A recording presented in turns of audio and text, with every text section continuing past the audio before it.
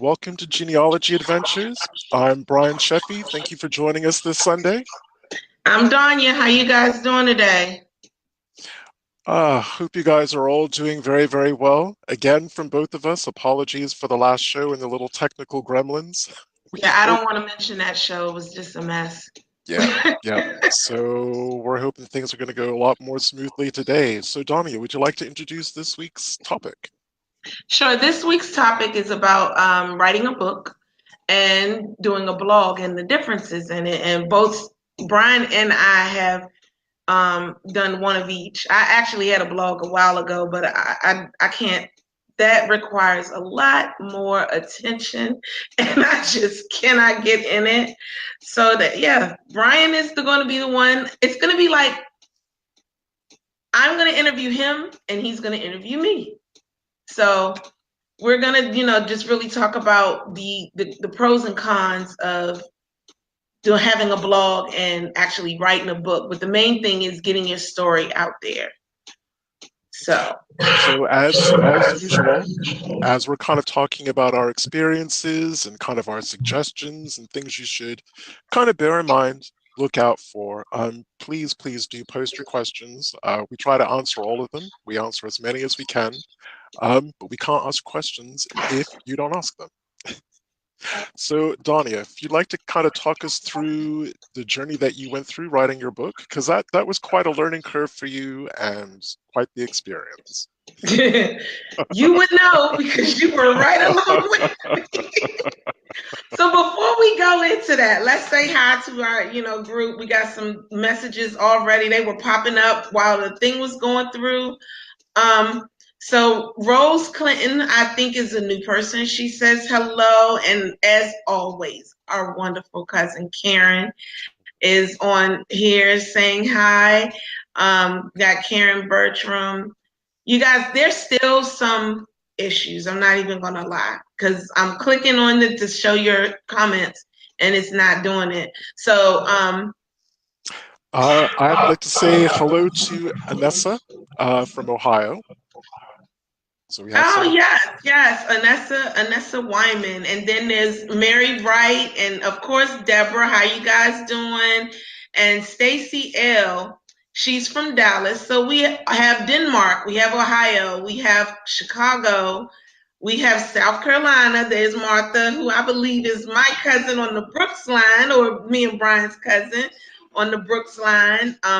So how you guys doing? So I'm gonna oh, and then Brian, you have someone by the name of Michelle Chisholm, newly discovered cousin. Oh, yes. Hi, Michelle. All right, so let's get right into it. So what I'm going to tell you guys about is my journey in writing my book. Hold on, I'm going to get it for you. So for those that don't know, I'm sorry, it was all the way on the other side. For those that don't know, I wrote a book, and my book is about Edgefield, South Carolina. And my family as a whole, but it's not a researching book. It's literally my journey and what I went through to find the people. The name of the book is called Comes to the Light, Learning About the Entangled Families of Edgefield, South Carolina. And it's sold on Amazon.com, and also it's on Barnes and Noble as well. And she says she's related to the Brooks as well. Well, then, hi, cousin. But yeah, I am. So I wrote this book, and I wrote this book because I was finding out all this information about my family, and not just finding out the information about my family, but I wrote it because I started to find out about myself, and I felt like, gosh, if other people would do this, what would they learn about themselves? What would they know? And all that other good stuff. So this was why I started writing a book. And originally I started writing with a group. There were 2 sets of groups, and I ended up coming out of each one for different reasons. And our cousin Brian and our cousin Sheila, I was sitting down with her and I was talking one day, and I was telling her a story about my mother and Aretha Franklin. And she was so enamored with the story. She was like, listen, you need to write a book. Forget everything else. Forget about everybody else. You write your story. And so that's when I started writing my story. And the journey in writing this story is totally different from blogging. And I think I'm able to say this because blogging, you have to focus. Like Brian is going to go into detail about that. But when I was blogging, I was just telling you what I knew and that was it. But once I had to write the book, I couldn't blog too because I was telling my story. So that's what stopped me from blogging. And I had to share all of these different things that were going on and what was happening and the different stuff that I was finding. And in the process, I had to learn how to write. And I really still don't feel like I know how to write. I just started writing from myself. So my book is what you see in front of you right now. It's written as if I'm standing right there telling you the story. And a lot of people like that. A lot of people was comfortable with it. But the journey came in, the big journey came in when we had to publish and how I was supposed to publish it. So I did a self-publishing, and self-publishing, I did it with, oh my God, the name just went away, Brian. What was the name of them? I can look it up. Oh, you know, they've been bought up. Space. That's it. Create Space. And it's through Amazon.com. And basically, you have to do everything. You set your book up the way you want it to be. You choose whether you want it hardback or cover. You choose the paper. You choose, you create the cover itself, which was just hell on wheels for us. You do everything. You do the entire thing, and then you purchase your sample. And once you purchase your sample, you spend like $2 or $3 for the book, and they send it to you, and then you get to look at it and everything. But it was just, I think the biggest issue was trying to get things like copyright information,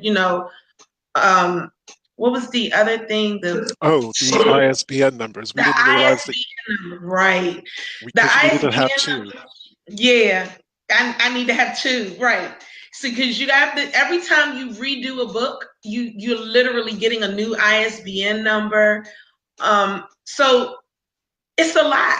It's just a lot that it entails when it comes to writing a book. One of the other things that we had to focus on was getting permission. So in my book, I do have some pictures, like this one right here. I don't know if you can see it that well, but I'll pull it up to the camera. Yep, you can see it. Okay, I found this picture online, and I was able to find the guy that actually took it. It was such a great picture. First of all, it was taken by someone who was a real estate agent in Edgefield, South Carolina, and he was trying to, sell land, sell real estate in that area. And he took the picture, and it was beautiful. So it was perfect for my first chapter, and I had to send him a message. And when I sent him a message, I was asking him, I really like to use your picture in my book. Well, he finally responded, and he said yes. And there's certain things that you have to do. I don't care if it's family or if it's someone you've never known. You have to get a release, because this will save you from being sued later on. So if people think your book is doing a whole bunch, you're making a whole bunch of money, they'll try to sue you for it. So I had this form. I'm going to pull it up. Brian, I'm going to put it solo.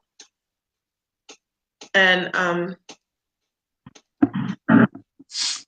so basically what that is a release form. And on the form, it actually tells you, what it says is, I, the undersigned, do hereby consent, that Danya has the right to blah, blah, blah, blah, blah. But at the bottom of the form is where you see, where they have to sign it. They have to put, whatever information in that needs to be done. And I'm sorry, it's pausing. I hope it's not pausing on y'all end. But it has paused on me, so I don't know what's going on. But yeah, that's the form. And the form will you once you get that signed, they have to send it back to you and you hold on to it. And if you hold on to that form, I can never be sued by him for this book because he gave me rights to that picture. And that's basically, that's a basic thing in what we do. So let me remove this. But while you're doing that, I was going to say what I really liked about the book was the approach that you took, because it wasn't a really kind of dry genealogical book about Joe Bloggs married Jane Smythe, and they had, who begat John and Amy and Susie and whatnot. There were real stories. And in those Yes. stories, you were sharing your research journey. You were sharing all the different ways that you had to use to find the information that you found about the ancestors, at least the specific ones that you were covering in the book. And I Yes. felt that for newbie genealogists, and I mean, let's face it, there's so many different records that you can access. But what I really liked is you were pulling from very non-traditional kind of genealogical resources, like newspapers, for instance. Um, and pouring through the newspapers, you found some really, really remarkable stories, like John Yeldell's. There's only 2 chapters um, in the book. But like I Yes. said, like I said, some family history and genealogy books can be really, really dry. I mean, they're important because you need to know who begat whom and how far back things kind of go. But it doesn't really tell you that much about their research journey. Yours kind of yours touches on both of those quite a bit, which is what I personally liked about it. Thanks, Brian.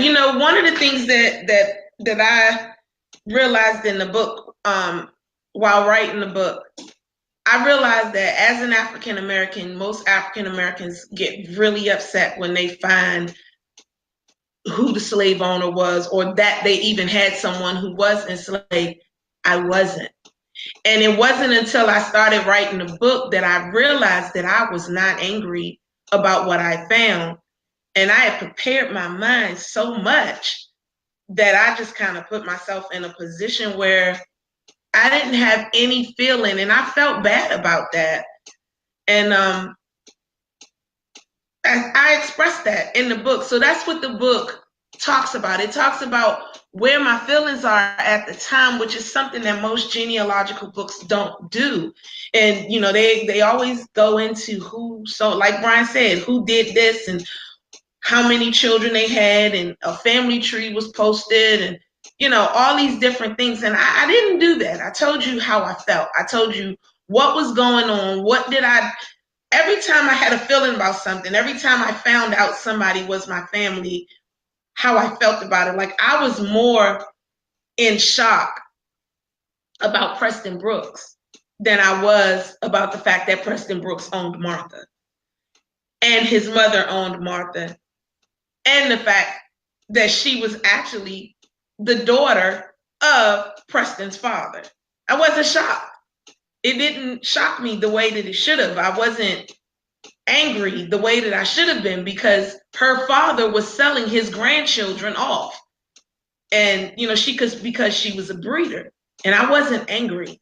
And that kind of I was actually angry at myself for not being angry, if that makes sense. So that's the kind of book it is. The other thing that I really liked was that you were covering so many different time periods, from Moses Williams, who was born in the middle of the 18th century, down to your grandparents who founded churches both in Edgefield and Washington D.C. at the turn of the last century. So I mean, Yeah. just in terms of time periods, I mean that's a really huge segment of history to cover. But, and again, this is my opinion, I think the journey of the book and all the research that you did has made you the historian that you are about South Carolina. Because you weren't Yes, it just is. learning about your family. You weren't just, I can't even say your family. You weren't just learning about our family. You were learning Right. about the whole history of the state of South Carolina, which put their actual story, individual stories, into this beautiful context. Because you can't have one without the other. You can't tell the stories of our ancestors without talking about the societal impacts that had an impact on them, environmental impacts, all of that kind of stuff just makes for a much deeper kind of researching experience. Yeah, yeah. You sound like when you made me write the first chapter. So, so basically, Brian was my right hand in writing this book. He continued to edit, go through it, telling me, you need to take this out, or let's change these wordings, or let's do this, or let's do that. And it was so funny because the last chapter written for the book was the first chapter. And because he read the book, he read everything, and he was like, "Okay, you need a chapter one." And I'm like turning into Arnold. What you talking about, Willis? I already wrote a chapter one. So he was like, "No, you need to explain South Carolina." And that's when I started doing that digging. And now he's right. I'm an overall historian about South Carolina. I mean, there's still some things that's wrong. Like one of the things that I learned that I put in the book was that South Carolina didn't start giving African Americans things like birth certificates and death certificates or what have you, specifically death certificates in the book, until they were mandated to in 1915. Well, then I started finding, talking to other people, and they were showing death records for people in Charleston and other places further away from Edgefield having death records at 1897 and 1895. And I learned then that it was only Edgefield that was being petty and not doing what they were supposed to do. So it started to give me a knowledge about the place that my family came from and the background that they had to deal with on a regular basis. It was just like, I don't care about you Black people. You do you. I'm not putting nothing down unless I'm told to. And that's it. And I think this is like what I'm talking about right now is a perfect segment into Brian, because he just wrote just this awesome article about Edgefield and a riot that happened in 1898. And even in that particular, article that he wrote, it shows you how they had no care or concern for Black people. I mean, they had their own personal constitution and how it was cutting Black people out. And it was just amazing. Edgefield is something else. It's one of the most magical places that I've ever been to in my life, but it was so raw. And wow, it was just everything about Edgefield is just. It may sound like I'm talking bad about it, but I'm in awe with Edgefield. I love it. I wouldn't want to live here, but I love it. I'm just going to say that when you study Edgefield in particular, you're studying the entirety of human experience and emotions, the good, Yes, the bad, and the ugly, and horrific. and the horrific. It literally it spans all of it, It just does. all of it. And It does. this one county.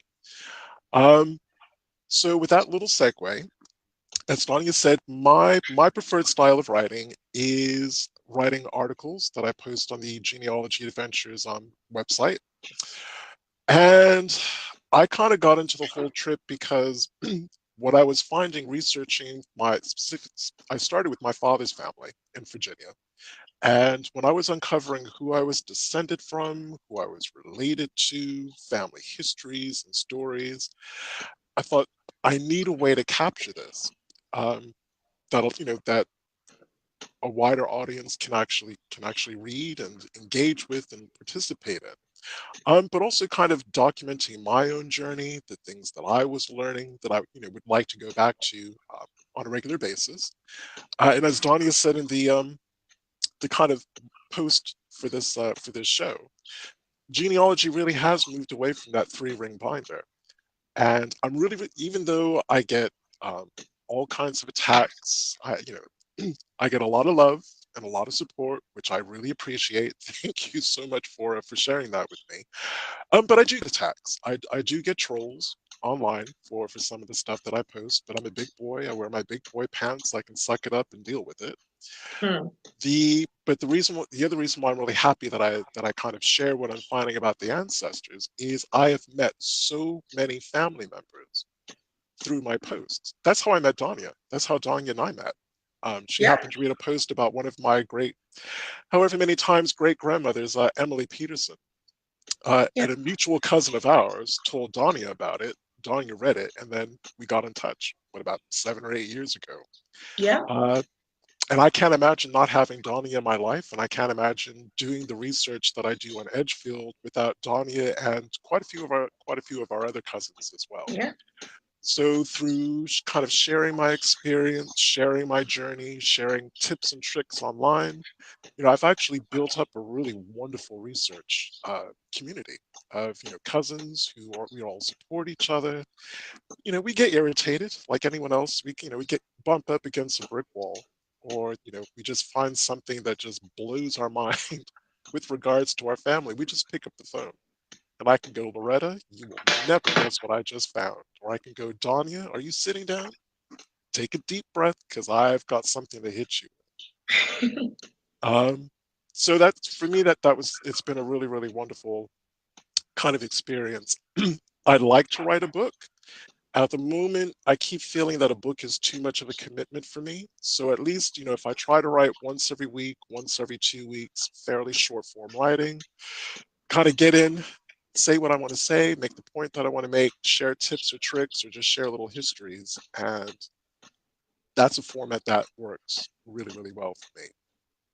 But I would probably say that the last article that I wrote, unusual for me because it is a fairly long article. It's got a lot of newspaper clippings for people to read and whatnot. But again, I have found out more about American history by doing research and writing about it than I ever learned in school, or that I probably will ever learn in any other way, shape, or form. And I think one of the things that blew you away about the last article was saying that in 1868, which wasn't that long after the end of slavery, talking about that first kind of state Congress in South Mm-hmm. Carolina, the sheer Mm-hmm. number of African American men who were elected to public office in South Carolina. And as Yes. I think what you can talk about this for yourself, but what Donnie was sharing with me was the fact that these men were landowners, they could read and write. So basically, they had what, 3 or 4 years from the end of slavery to Three. being elected to read, write, own land, and just be normal citizens, It, just be everyday citizens. it was actually like 2 to 3 years. That's yeah, Because some of them didn't know that they were freed. And so when you look at this number here, I'm pulling up the actual where you said it at, because this here it is. You said in South Carolina, more than any other southern state, freedmen took advantage of their newfound political rights, constituting 60% of the state's voting population. They elected 73 African Americans out of 124 total delegates to the 1868 Constitutional Convention. So I need people to like really realize what was just said just now. In 1868, we all know that in 1865 the Civil War was ended. There were some people that didn't know that they were now free. And we know that even today, where there have been articles talking about someone who was still enslaved in 1960, some in Louisiana, and they were still being enslaved people. So to be 1865 that it was free, that they were quote unquote free, and now this says 1868. 3 years later, these men are elected to high-ranking officials. They are now high-ranking officials. Does that boggle anybody else's mind other than mine? I mean, seriously, these people couldn't read, they couldn't write, or they weren't supposed to have been able to read, they weren't supposed to have been able to write. They couldn't speak properly, according to them. But all of a sudden, in this very short period of time, these men became landowners, they became doctors, they became lawyers, they became educators, they became politicians, they became, I mean, whatever it is that you think of, they became all of this stuff in that very, very short period of time. And it was these types of things that happened that brought about the Jim Crow era, the black codes, because it scared people. It scared them. Like, how did they do this? How did they become that intelligent in that short period of time? That's because they were always intelligent. That's because they were always right there, and it was just a mix of people that were missed for a very long time that shouldn't have been. You know, and it's crazy. And again, in the same article, learning that there was a large proportion of black people in South Carolina who did become landowners. They weren't large scale landowners. I mean, they owned anything from maybe 10 acres to 250 acres, which would come into play when the riot happened. And I'll just do like a really kind of short history blurb. But what I really wanted to say was this article also answered questions about what was going on with part of Donia's family and part of my family, who were living in the very, very northern part of Edgefield that became Greenwood, which is where this riot happened.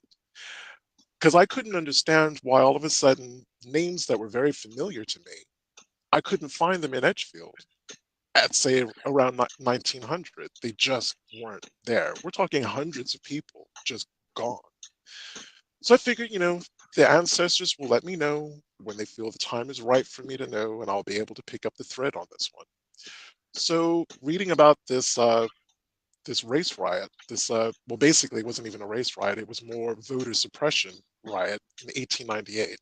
Because basically the governor of the state, Mr. Tillman, he changed the law to basically say that not only did black people have to prove that they could read and then comprehend what they were reading, he raised the land ownership minimum to 300 acres. Now, I mean, I have a four times great grandfather, Lewis Matthews, who inherited 200 acres from his white father. 200 acres, he couldn't vote. And 200 acres for Edgefield for a black man, that was a sizable amount of property to have. So I can imagine, there were black folk in Edgefield who, well, in South Carolina, who felt some kind of way, going, wait a minute, you're changing the rule, you're changing the rules now. And then in the course of reading all the various news articles about that riot, which is called the Phoenix riot, it literally said so many black people left the area, just thousands of them left. Some of them were forced to leave. Others just thought, I'm getting out of Dodge. Things are getting a little too crazy around here. That the white population that remained, they didn't have a workforce. And they actually started panicking, going, whoa, hold up, son. Way too many of our workforce are leaving. And they were leaving for places like Chicago, Detroit, Baltimore, DC, New York, Philadelphia. Um, but I said they actually ran press articles going, Edgefield, Greenwood, you're going to have to cool your jets because things are getting a little too crazy. You're running around shooting people, lynching people, people are disappearing, people are leaving the state in droves. We have to have people stay to work. And like I said, you will see various articles about that. And the other good thing was I have been able to slowly pick up the threads of all the people who left because I roughly know what part of the country they went to just after the riot. The other thing that you'll see with my longer articles, probably what I call my more history related articles, you will see a full list of all the books that I've read on the subject. It's kind of like academic writing. So I list all the books that I've read, all the periodicals that I've read, all the newspaper articles that I've read, just so people can see that I'm not talking out of my backside, that I am pulling that information from respected sources. Um, which is something to bear in mind, whether you're blogging or whether you're posting articles on a website. if you are writing about anything that can be deemed contentious, or people are like, wait a minute, where did you get those numbers from? Where did you get those figures from? Always include a list of books that you've read, sources that people can go to verify what it is that you're saying. Well, Brian, one of the things that I like, that I admire about you as far as your blogging is concerned, is that your commitment to it is so deep. Like, how do you set your, if I'm not mistaken, you set a schedule as to when you're just writing. You're just doing writing for that. And how you separate the fact that writing for a book is easier than writing, is harder than writing for the blog. And I mean, I think I see it totally different. I think the blog is easier, but you set the schedule for it. You know, you really set aside time, and you're devoted to your followers, because you have a lot. You've built a huge following on your blog. And if you guys didn't see it, this is the blog post site right here that I'm putting up. But you built this huge following on this blog, and you have breakdowns of what's what, where you have things like, for example, you do things, you separate your let me see. So when I look at this, you have a home page, and then it's broken into different sections. Like, you'll have our shows, then you have researching services. You talk about anything that you're posting about your Matthews family. You have a post for that, a post for your Roan family, a post for your Sheffy family, just overall African. Like, this takes time. This takes a whole lot of time to, really go through that. So I guess my question is, what made you just like break stuff down in the way that you did? Like, it's just awesome how you've done it. Thank you for that. I guess because the website's been going for so long. I mean, it's been, what, 13, 14 years now? So it's grown very, very organically. And by going into my analytics, and by analytics, I mean all the kind of data and information that web providers send me about how many people visit per day, what the most popular articles are, how they actually surf. If they hit one article, read another one, I can kind of plot where they're going. And as you know, when I first started, I tried to write at least once a week. Now it's probably once every 2 weeks. But as the readership grew and the body of articles grew, I needed to think about how it would be easy for people to surf around the website to find the information that they wanted to have. So you were right. When it comes to like genealogy tips and tricks, there's the keywords that people can click on to be able to get all the articles that are just on that one subject, or they can click a link at the tab, a link at the top in the main menu, and be able to go straight to it. Like, my Sheffy cousins are just addicted to Sheffy family history. It's not that they're not interested in the other stuff, but that's the stuff that hooks them. So they want to be able to click that Sheffy link and to see what the latest article is about the family, Right. or about one of our ancestors. Trust me, Edgefield should have its own link, and it probably will do. I mean, there's enough on there now about Edgefield to kind of warrant that um, kind of a thing. Yeah. Yeah. No, I'm just So, agreeing with you. I just totally agree. Yeah, it should have its own link. so again, to kind of recap on your question, a lot of the decisions that I've made about why the website looks the way it does is understanding all the people that visit it, how they surf around it, what they're looking for, and just to kind of realize that most people would be interested in those topics, and to make it as easy as possible for them to get to the information that they want to get to.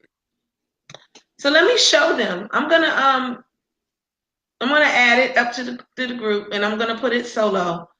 But I want to show you guys his page. It's awesome.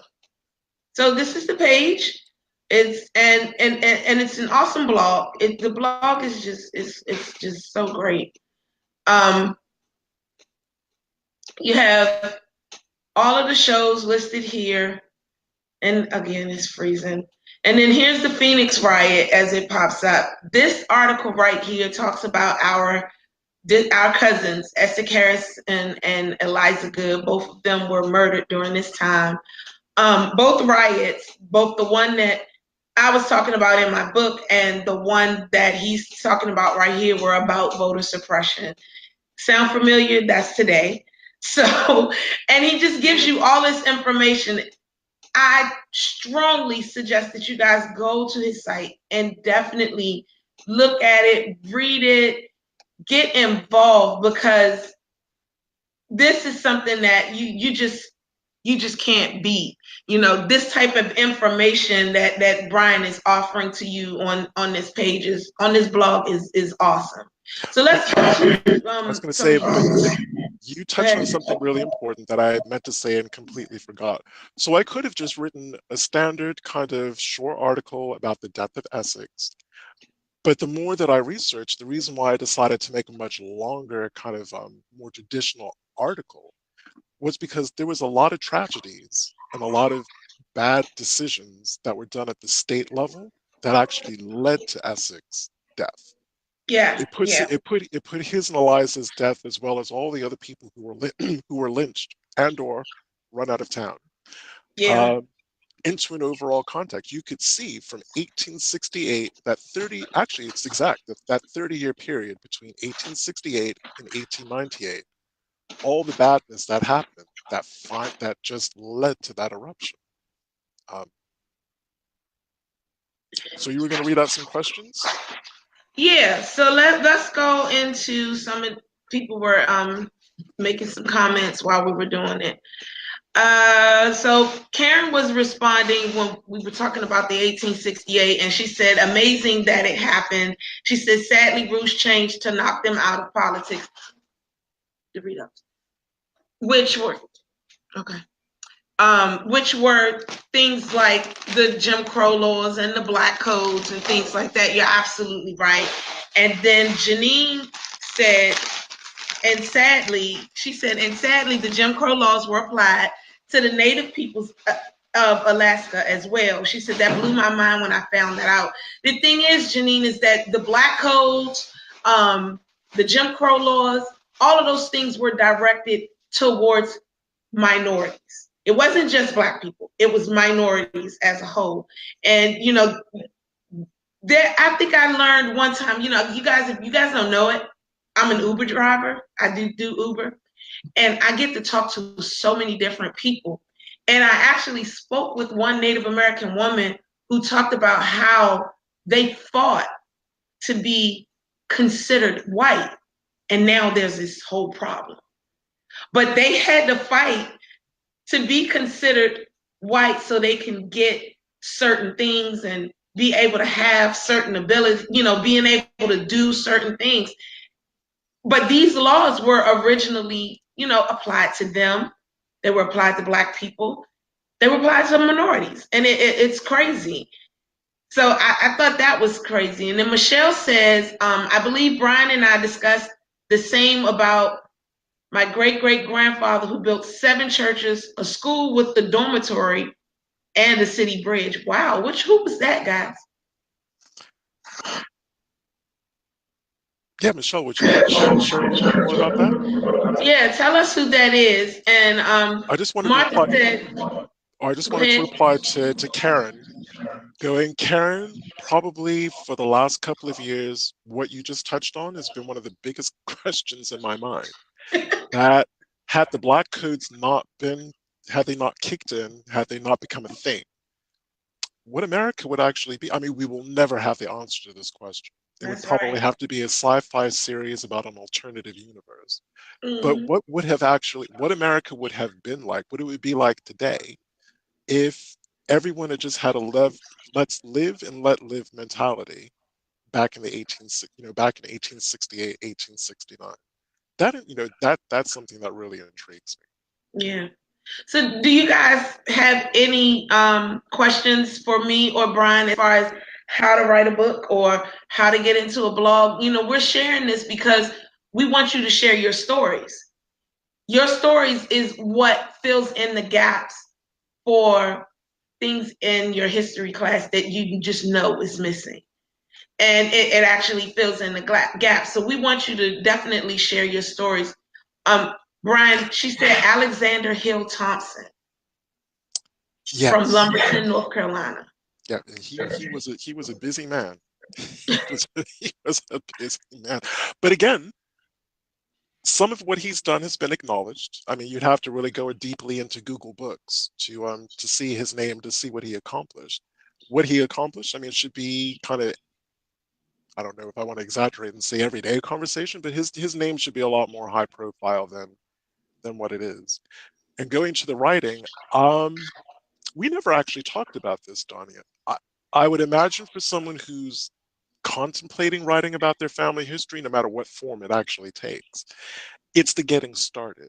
It's the knowing it's the knowing what you want to write about, because a lot of times what you want to write about is going to inform the format that your writing is going to take. Yeah. For what Donnie wanted to do, a book was really the only way that you could do that. Yeah, yeah. So Stacy L asks, how did you organize your thoughts for writing a book? How did I organize my thoughts? Well, technically, my thoughts were already organized because, like I said, I actually did a blog first. So a lot of my stories were already just kind of sitting out there. They weren't as in detail, but they were already sitting out there in the universe on my blog. My blog was called We Are Yeldales because originally I was just doing the research on my grandparents and so it was just Yeldales Peterson seniors. That was it. But it wasn't until I started doing that research on all of them that I realized that I had over 200 names that connected to me. And if you guys see the front of my cover, I don't know how well you can see it, but these are all of the names that connect to my family. And with my Yeldales at the very bottom, listed in alphabetical order. So it's a huge, huge family. And my order, basically, my thoughts were already organized because I was already telling the stories. I just went into in depth with them, and that's what happened. So, Oh, well, very interesting comment from Martha Marshall. I grew up about 5 miles from the Phoenix riots and went to school with Tolbert descendants. Well, Tolberts are part of our family too. Tolberts and Talberts, part of our family. There are Tolberts who are also Brooks descendants. Oh yeah, we know those families just wrapped around each other uh, quite a bit, quite a bit. Because again, what I didn't say is part of the reason why there was a riot was you had a white Republican congressional candidate whose name was, oh, I want to call him Benjamin Tolbert, but that he was a Tolbert. I can't remember his first name at the minute, not for love nor money. Um, the after and he basically he copped almost the entirety of the blame for the whole riot because he was a Republican. And again, a little short history lesson: when I say Republican, I don't mean the Republican Party of today. I mean the Republican Party before 1968, which, if I had to have an analogy, probably resembled more of a kind of central KKK. or conservative the Democratic Party that we know today. Oh, okay. You Whereas talk. the Democratic Party of, back then, more like the Tea Party of today, more like the kind of evangelical party of today. So they really did kind of swap. So anyway, you had this white Tolbert who's a congressional candidate for the Greenwood section. He had family members who were shot and killed. And they were huge landowners. These people were enormous landowners in Greenwood. They had to leave. They had to leave, except for two of them. All the other ones had to leave everything, had to basically sell their land and get out because they were told it ain't safe for you. This is not a safe place for you to be. Um, so yeah, there was that kind of that whole thing going on too. That's the great thing about Edgefield because they didn't discriminate on who they fought. No, they you did know, not. they were so they were so It was black, white, purple, green. It didn't matter. They fought each other, and they fought each other over the pettiest things, and sometimes over the things that was, really, it just ranged. It didn't matter. They had this fighting spirit, but with that fighting spirit, and this is where the magic of Edgefield comes into me, is that in that fighting spirit, they saved every last one of their documents. So if you are lucky enough to be able to find someone who you connect to from Edgefield, South Carolina, I guarantee you there's going to be some record on them. And they saved all of them. We're talking about the Civil War where the Union went and was burning down towns just as they walked through. They were setting them to flame. They tried to do that to Edgefield, and Edgefield wasn't having it. It was not happening. It just was not happening. And that's the magic of that area. They did not play games. It didn't matter who they were. When we talk about my cousin John, he was in Pennsylvania. And he was like, if y'all leave me, and they finally found out that he actually was who he was, because his story is one that's just needs to be in movies. And he changed his name.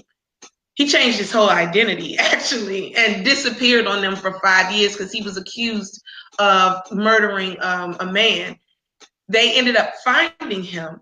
And when they found him, it was this whole big to-do. It was a trial. It was so big that the New York Times actually labeled him as the most talked of colored man in the land. When I tell you guys, when I was finding this story and I was researching it and reading it, this story was in newspapers stretching from East Coast to West Coast. It didn't matter. We had Kansas, we had Washington State, we had places in California. I mean, I found hundreds of articles just stretched all across, but you never heard this man's name in your history books. But yet he was more famous than Frederick Douglass during his time. So how does that happen? Like, how does that happen? But this is what I'm saying as far as he was just he made comments where you saw the strength of him come out, and it was an Edgefield strength. He was like, if I disappear, if I go with these two men on this train, I won't make it to the train station. Y'all better figure something out. And because he said that caused a month-long journey of proving this man's innocence as far as whether he killed someone or not. It's an awesome story. But go ahead. I think that we're kind of spoiled. I'm going to share another story that I've written about, but I think you and I are kind of spoiled about Edgefield because I don't know if it's the best analogy. It was the Wild West centuries before there was a Wild West. Yes, it was. Yes, it was. I can't remember who it was. I will always giggle about it. There was an Edgefield native who fought the Alamo battle. I remember it was something that you shared with me, and something about the bullets. The bullet. It was like a colonel or a commander is like, well, why are you here? And he's like, well, because I'm Edgefield, and it's safer to be here fighting in the Alamo than it is for me to be back home. Yeah, that's basically what he said. Yeah, it was a quote. I couldn't believe that. I'm like, Dad, he can't even go home because he feels safer in a war than he does at home. But that was Edgefield. That was Edgefield. But we have some more comments, Brian. Mm-hmm. So let's see here. Stacy loves the blog. That was the same person that asked the question. Thank you, Stacy. Yeah, she loves the blog, and we read about Martha.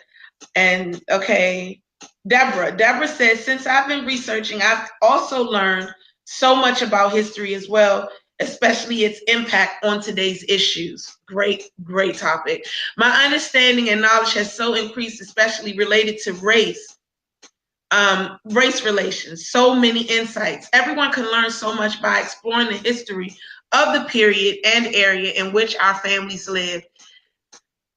She said, have so much to share, say, and ask. Hard to know where to begin. And then Deborah Singleton asked, did you get any blowback from family members about your book? Girl,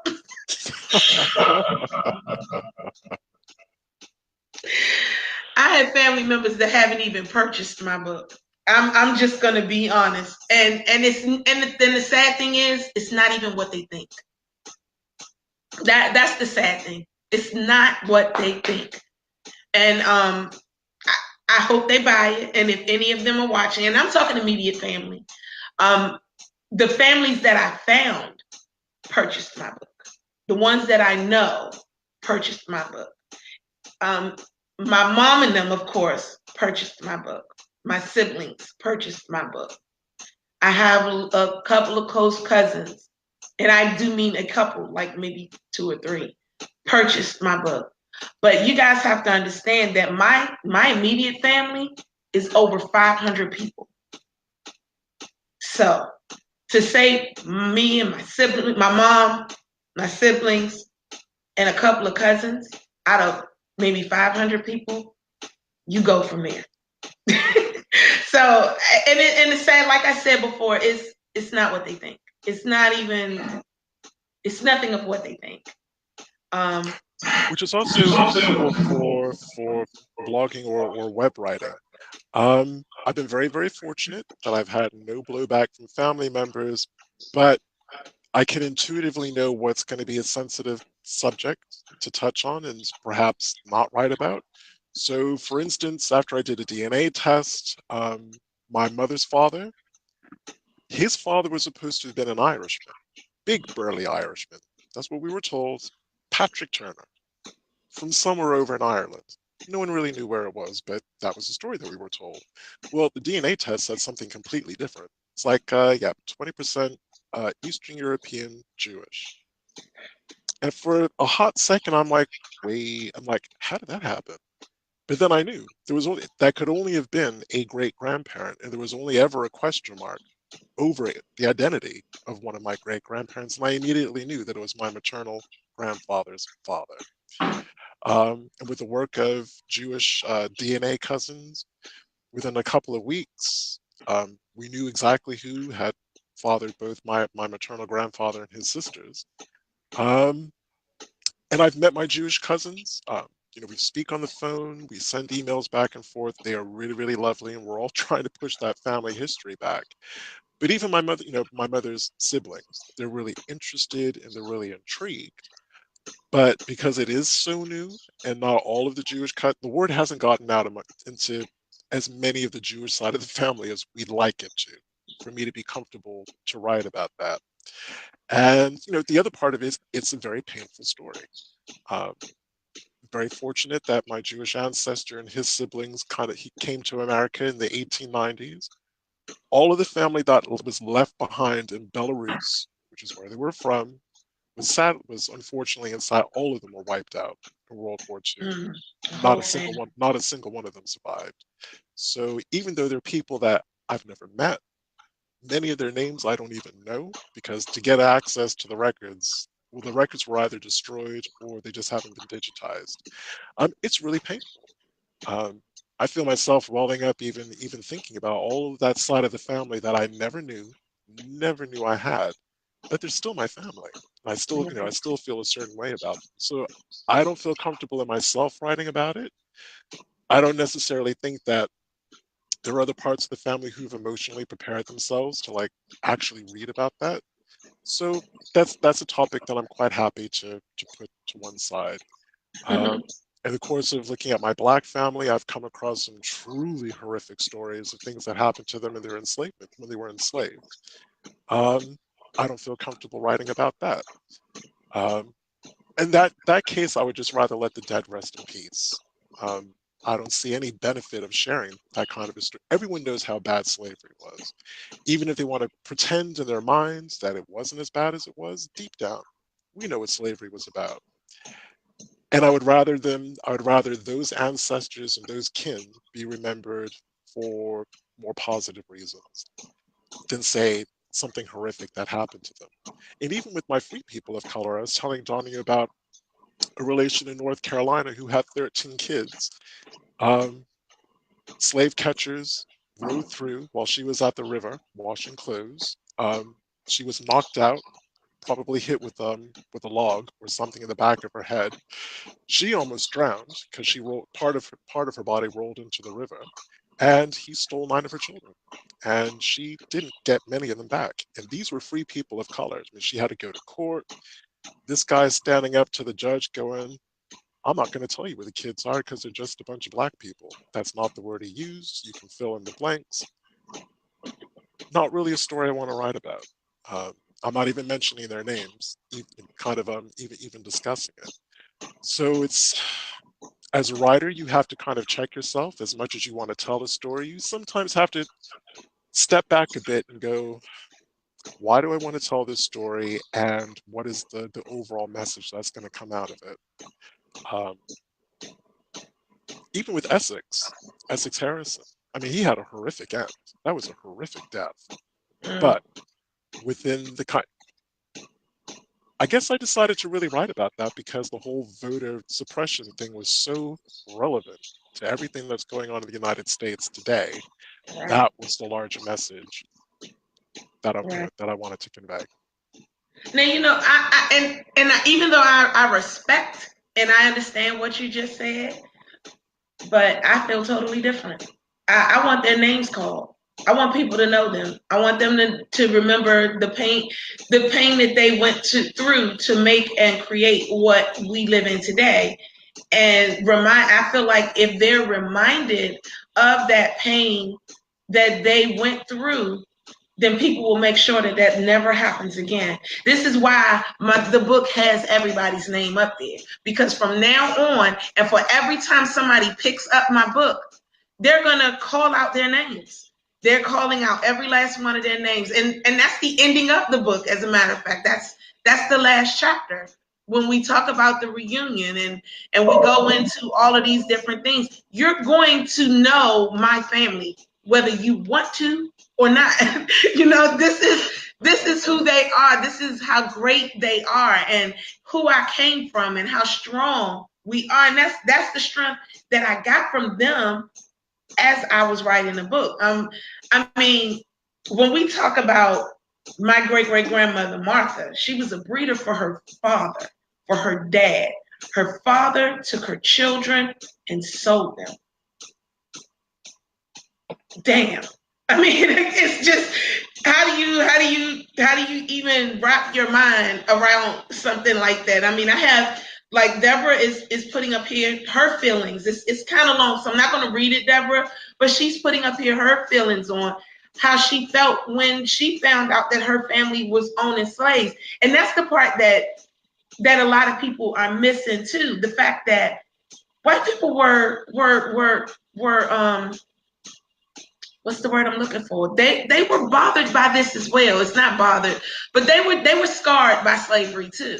So I think that because their mind, the imagination is so strong, it allows people to really block out the worst part of slavery.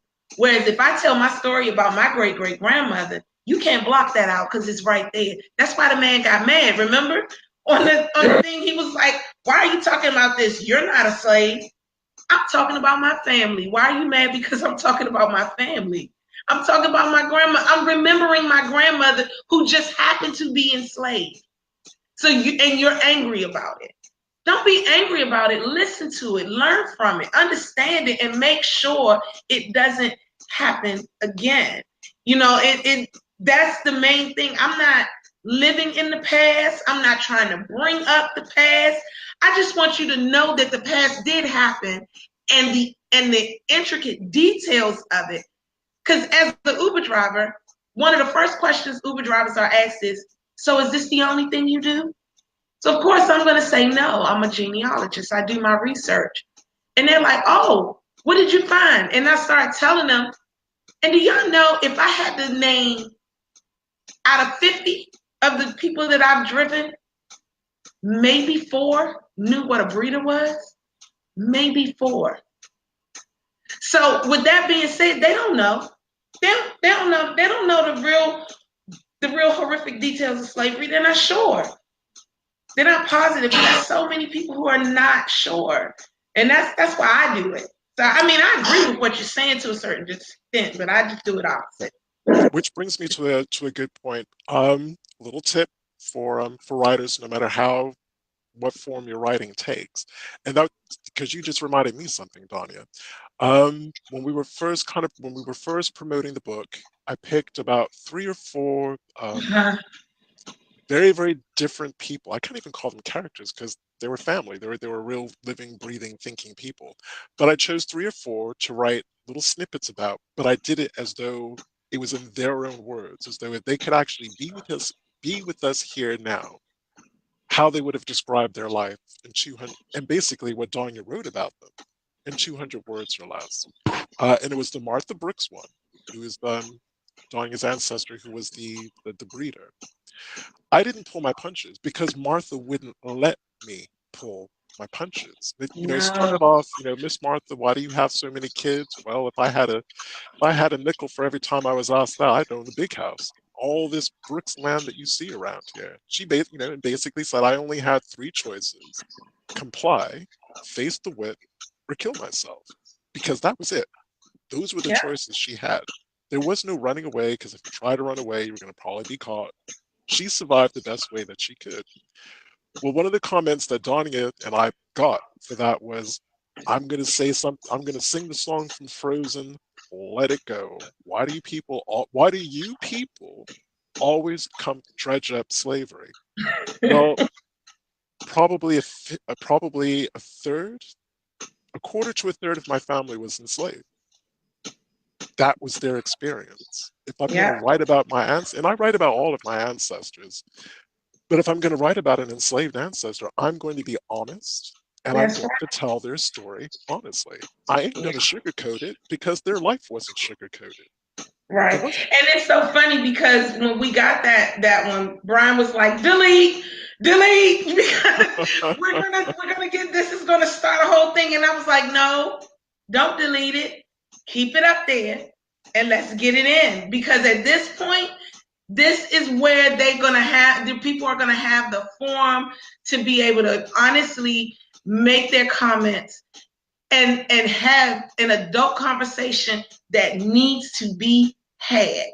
And that's why I was like, no, do not delete it. And then Deborah said that, she says that it seems to be happening and continuing to this day. One meaning what we were talking about as far as slavery and not letting it happen again and all that other stuff. And she's right. And that's because people don't know, Yeah. or they do know, and they're showing a blind eye. They're having a blind. They got their blinders on it right here. They're looking straight ahead, and that's it. And they don't see the stuff that's happening on the outside and all that everything. So yeah, I mean it's like that, and this So I was is what just we want y'all to do. We want you to share your stories, and people need to know what's going on, regardless, and what happened. Go ahead, so Brian. I was just going to say, don't let the prospect of trolls put you off sharing your stories or writing your stories. Let's Right. face it, there's just some people who have way too much time on their hands. They're spoiling for a fight. They like to just cause nonsense. They post Yes. nonsense. They want to cause nonsense. They want to stir some nonsense online. And when you are engaging with it, well, you don't have to engage with the troll, but if a troll leaves a comment or tries to start a fight with you, don't immediately react. And I have to remind myself about this as much as anyone else does. Take a deep breath, take a couple of steps back, and try to think of different ways that you can either just shut the person down or just engage with them. Right. Um, So, Brian, it's 5:05. you're kidding. No No, way. it's 5:05. Oh my God. And this was really great. I'm glad you guys definitely added in the comments, and I want you to keep adding in your comments. Share your stories, share your how you feel. Make sure you let everybody know how you feel. And if you have questions about how to get your book started, or how to get your blog started, post it here, because Brian and I we go back and we read the comments all the time. We have a notification for each and every one of our videos. So if somebody sends a comment to it, we read it. And if we can answer it right then and there, we answer it right then and there. But this is the forum to get that out. And we will post the link to my book. I'll also post the link to the Facebook page of the book, because that's where those stories are. And that's where you guys can see the comments where people were like really getting involved and trying to start the argument. And I'm very proud. Matter of fact, I'm damn proud of Brian and I, because we controlled that. It was one of the most controlled things that I've ever seen for a slavery conversation. And there were several. So, but definitely, we'll be back. Next time you see us, it'll be next year. It'll be 2019. I know, it's so hard to believe. I know. We'll be able to share more stuff, and Karen says, thanks for today. Deborah Singleton said, darn good show. I'm glad you liked it. Martha also said, great session. Stacy says, I'd like to write a book. How do I get started? Okay, I'm gonna answer that question real quick, because that's too much to type. Basically, you start writing down your thoughts. You start, like Brian said, you figure out what you want to write about, and then you form around that. So it's more like brainstorming. You brainstorm what you want to write about. I knew that I wanted to just tell my story in general. So in telling my story, I had to tell different things about different people and what I found. But I suggest, first and foremost, you brainstorm. You think about what it is that you want to write about. What story do you want to tell? Is it one story, or is it your journey? Figure out the pros and cons of each. And then once you get to that point, then you can actually start writing down, like say you chose, okay, I want to tell different stories. We start writing down those stories and write them in detail. You're writing them in detail because it gives you the opportunity to know how long the story is. And it also will allow you to then say, okay, well, maybe I'll just write about this person if it's that long, or so on, something to that nature. But I definitely say, brainstorm first and foremost. Well, I would probably say it's a little bit different for writing a for writing a blog or a website filled with articles, because really with your blog post or your article, you want to keep to just one subject or one overall theme. So Right. again, for the last one that I did, it wasn't just enough to write about the Phoenix riot. I had to write about how the Republican Party and the Democratic Party were not, in terms of 1898, not the parties that we know them to be today. So I had to spend a little bit of time discussing that. Then I had to go into talking about the 1868 election, the 1895 changes to the South Carolina Constitution, because without knowing that, without kind of seeing that timeline and understanding all those factors, we wouldn't really have gotten the full breadth of why that particular riot happened and why it happened the way it did and its whole kind of aftermath. Right. Whereas other ones, they're just really, they're much, I wouldn't say easier to write, but they're much more straightforward to write. Right. Usually 4 or 5 paragraphs, job done, click publish, you're good to go. So in a book, you can explore many different themes. I think Dawn has done a really good job, because even though her book touches on things like religion, politics, history, sociology, psychology, at different time periods, Yeah. they all flow together, and it just creates this really, really rich, varied kind of a story about Edgefield. But a book will allow you to do that. A blog, not necessarily. You can do it by touching on specific themes over a course of time, different articles and different blog posts. So, like I said, it's slightly different form of writing than writing a book. Well, yeah, and like I said, you guys, we will definitely put in the comment section the link to my book, the link to the Facebook page for the book, the link to the blog. And once you get the link to the blog, you can like click on individual titles and you can read all of the articles. So Deborah was asking that question. Oh, bless you, Bless you, bless you, Deborah, for your comment about our ages. I'm not going to say anything. Donna can speak for herself. Huh? Me, I'm a true son of Moses Williams, and I hide my age very well. I'm a true daughter of Moses Williams. I'll tell you my age. I have no problem. I'm 46. And a lot of people don't believe it when they see it because I have not one wrinkle. Um, very smooth, clear skin. People do not believe that I have a 25, a 22, a 19, and a 17-year-old. But I do. I am 46 years old.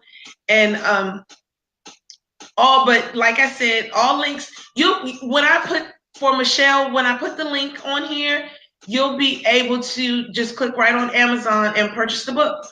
And thank you for buying it if you're getting ready to buy it. So yeah, we'll make sure you have the links to all of those different things and join the Comes to the Light page, because the Comes to the Light page goes it does other things. It follows the Genealogy Adventures. So if you missed something on Genealogy Adventures, you could possibly catch it on the Comes to the Light. We are actually in the process of a rewrite for the book. So I'm going to be adding more stuff to it. So you might not want to buy it right now. I don't know. It's up to you.